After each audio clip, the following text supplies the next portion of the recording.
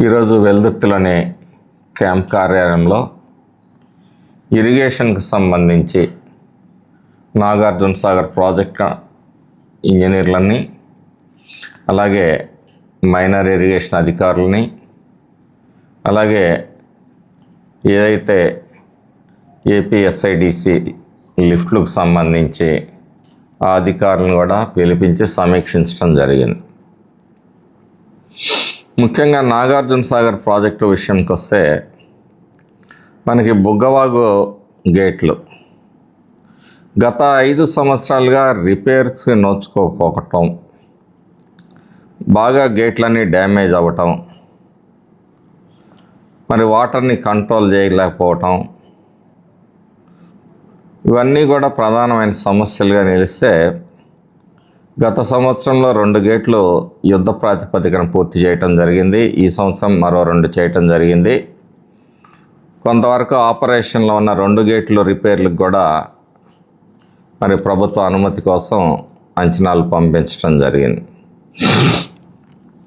అలాగే మైనర్లు ఏవైతే రిపేర్ చేయాలో ప్రాజెక్ట్ మరి కమిటీ చైర్మన్ల ద్వారా, అదే డిస్ట్రిబ్యూటరీ కమిటీ చైర్మన్ల ద్వారా 1.5 కోట్ల రూపాయలు రిలీజ్ చేయటం జరిగింది.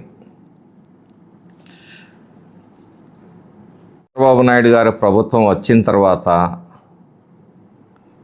మరి మేజర్లు మైనర్లు అన్నీ కూడా విపరీతమైన చెట్లు పెరిగి నీళ్లు కదలని పరిస్థితుల్లో ఉంటే ఆ రోజు మొట్టమొదటి పని ఈ నియోజకవర్గంలో మనం చేపట్టిన పని మేజర్లను బాగు చేయటం, మైనర్లు కూడా ఎక్కడైనా బాగా ఇబ్బందిగా ఉంటే వాటిని కూడా మరి కాంట్రాక్టర్ లాభాపేక్ష లేకుండా వారితో కూడా పని చేయించడం జరిగింది. ఒక రైతు సంక్షేమమే ధ్యేయంగా ఈ ప్రభుత్వం పనిచేస్తూ ఉంది. అందుకనే ఈరోజు తీవ్రమైన దుర్భిక్ష పరిస్థితులు ఉన్నాయని చెప్పేసి వాతావరణ శాస్త్రజ్ఞులు ముందుగానే హెచ్చరించటం, దానికి తగిన విధంగా వ్యవసాయ శాఖ అధికారులని, ఇరిగేషన్ శాఖ అధికారులను కూడా అప్రమత్తం చేయాలని చెప్పే సంకల్పంతో ఈరోజు ఇరిగేషన్ అధికారులతో మాట్లాడటం జరిగింది. ఇప్పుడు మన నియోజకవర్గంలోకి వచ్చేటప్పటికి 7 లిఫ్ట్ ఇరిగేషన్ పథకాలు ఉన్నాయి. అవి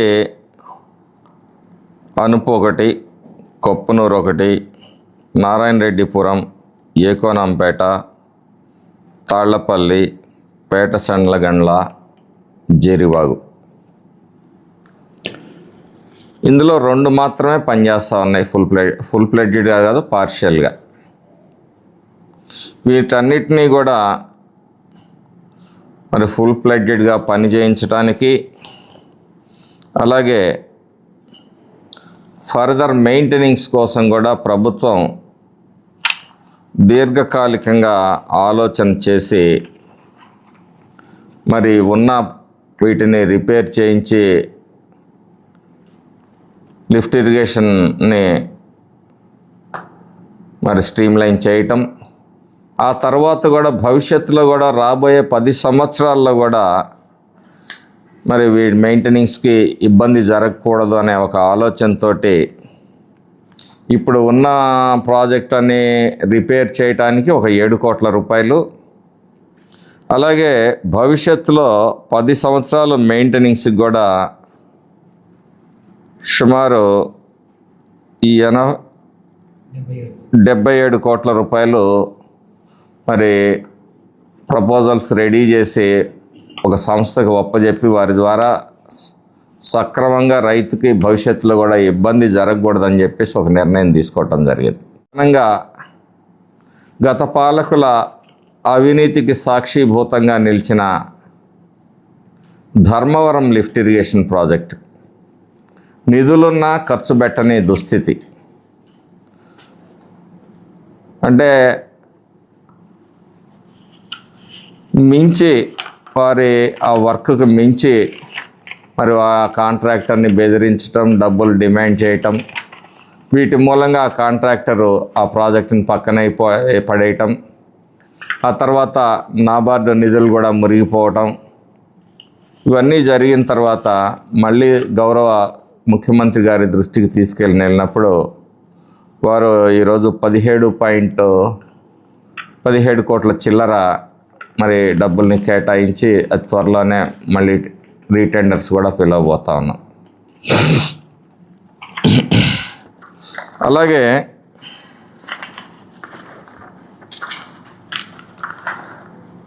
మనకి ప్రధానంగా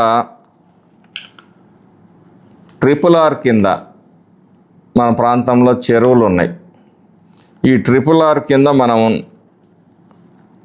4,60,00,000 రూపాయలతోటి ప్రతిపాదనలు కూడా పంపించడం జరిగింది. 13 ట్యాంకులు డెవలప్ చేయటం కోసం. ముఖ్యంగా మాచర్ల పట్టణానికి సంబంధించి చంద్రవంక వాగు ఇవేంటంటే వజ్రాలపాడు చెరువు మొదలు పెట్టుకొని అది ఎక్కడన్నా ఒక చెరువు బ్రీచ్ అయితే అది వజ్రాలపాడు నీళ్ళు వచ్చేసి గంగిరెడ్డిపల్లి చెరువులో పడితే గంగిరెడ్డిపల్లి చెరువు వచ్చేసి పట్లవీడులో పడితే పట్లవీడు పోయి మరి ఆత్మకూరులో పడితే ఈ నీళ్ళన్నీ వచ్చి మాచర్ల టౌన్ మీద పడితే మాచర్ల టౌన్ మునిగిపోయే ప్రమాదం ఉంది. కాబట్టి దీనికి మాచర్ల టౌన్కి ఒక ప్రొటెక్షన్ వాల్ని కూడా నిర్మించాలని చెప్పేసి చంద్రవంక నుంచి కాపాడాలనే ఉద్దేశంతో ఒక 40 కోట్ల రూపాయలతోటి ప్రపోజల్స్ పంపించడం జరిగింది. అలాగే మనం తరచూ కొన్ని ఇబ్బందులు గురవుతున్నాయి. నాగార్జున సాగర్ ప్రాజెక్టులో కానీ మాచర్ల మరి NSP కాలనీలో కానీ అలాగే కారంపూడిలో కానీ గత దశాబ్దాలుగా ఒక సమస్యను పెండింగ్లో పెట్టారు.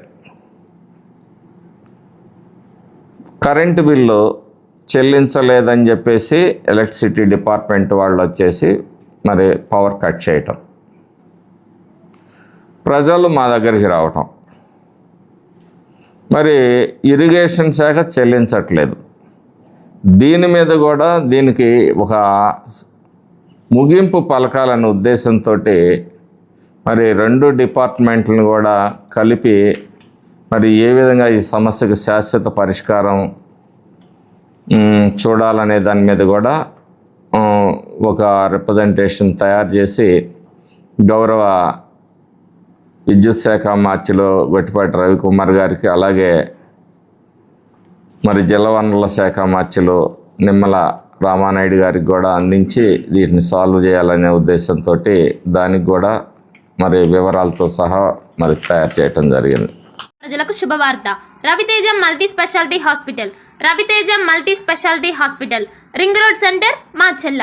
మా వైద్యశాలలో అత్యాధునిక వైద్య పరికరాలతో శస్త్రచికిత్సలు చేయబడును.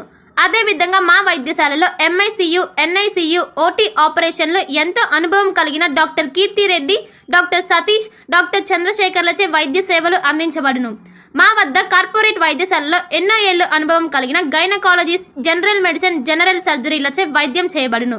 Orthopaedics, polytrauma, OBS and gynaecology, paediatrics, pathology, CT scan, x ray ల్యాబ్లతో పాటు అంబులెన్స్, ఫార్మసీ సౌకర్యం కలదు. Management doctor Gonuguntla Srikanth, nephrologist doctor Gonuguntla Sai Sushma, MBBS gynaecologist.